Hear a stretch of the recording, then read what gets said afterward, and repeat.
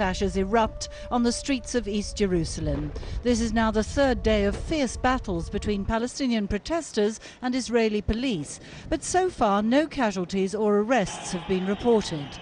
This standoff comes as hundreds gather for the funeral of the Palestinian teenager Mohammed Abu Qudir. His body was returned to his family just a few hours ago following an autopsy by Israeli police.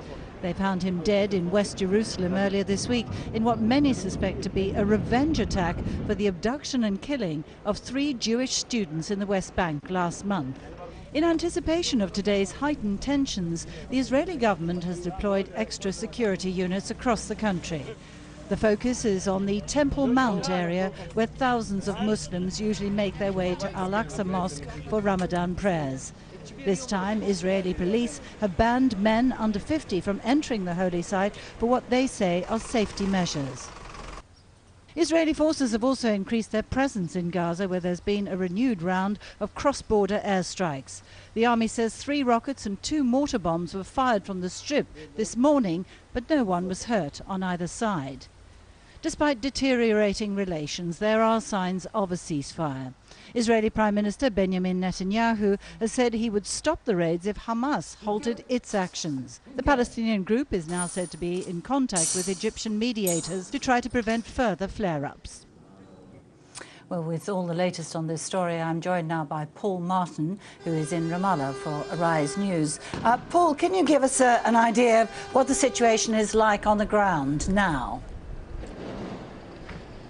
Well, Heather, I'm in the edge of the battle, as it were. If there's a battle behind us, as you can hear, there's a kind of noisy protest, occasional fire from Israelis, not of live bullets, but of noise activity to try and keep people at bay. But really the main action has been in Shurfat on the East Jerusalem side across this border.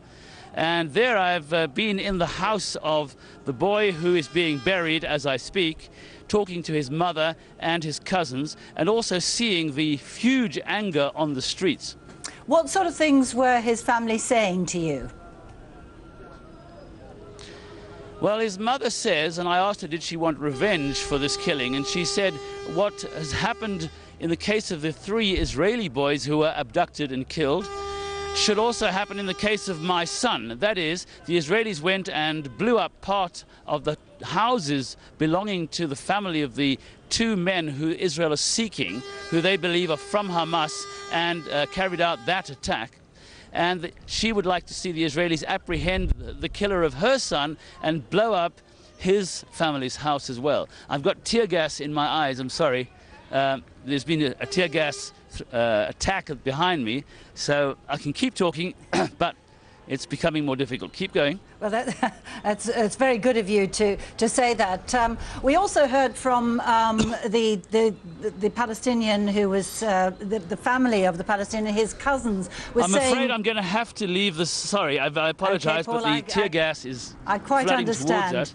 Okay. And everybody else is left except me, so we'll try and pick it up a bit later. Okay, well, thanks very much indeed Thanks. for sticking with us. Thank you. Well, staying with the story, we've got Dr. Saul Zadka, Arise News' Middle East expert, joining me now for some analysis on